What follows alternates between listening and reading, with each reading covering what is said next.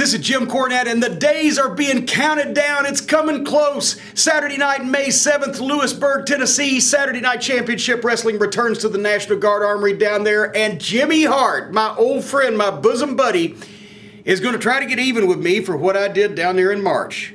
You see, if you remember back in March, Jerry Jarrett tried to cheat, tried to interfere in a match, tried to cheat my good friend, young LT Falk, out of a victory down there. And what did I do? By the time I got finished with Jerry Jarrett, they had to bundle him up, old Chandler, he had to bundle him up in a truck and drive him at high speeds down to the Right Care Clinic. Jerry Jarrett's pacemaker was thumping and bumping in his heart, and he couldn't breathe, and he was bent over because he chose to get involved in some of my business. And now Jimmy Hart's going to try to get it. You know, Jerry Jarrett's been in bed. Ever since then, he's been on bed rest. He's not even a man. He can't stand up and perform his husbandly duties around the house like taking a trash out. That's all the husbandly duties he's done for the past 20 years, but he can't even do that because they have to plug him in every night. I understand they have to plug and recharge his pacemaker. And as a matter of fact, I did so much damage to his chest, his heart, and his pacemaker that every time old Jerry Jarrett, when he's sleeping at night and he starts snoring, his garage door starts going up and down. So Jimmy Hart's going to come and he's going to get even, supposedly, for what I did. And my good friend Tony Falk and his son LT Falk were the victims of a conspiracy by Jimmy Hart and Jerry Jarrett back in March, and now Jimmy Hart wants to further things. Well, this Saturday night, May 7th, right there in Lewisburg, right there at the National Guard Armory, I am managing my good friend Tony Falk and his fine young son LT Falk and another fine young man. It's a second-generation wrestler by the name of Honky Tonk Matt, who it has been proven is the son, not that he wants to admit it, but the son of Honky Tonk Man, better known as Wayne Ferris. Everybody knows Wayne's from Tennessee, what happened, what kind of person he was, morally bankrupt.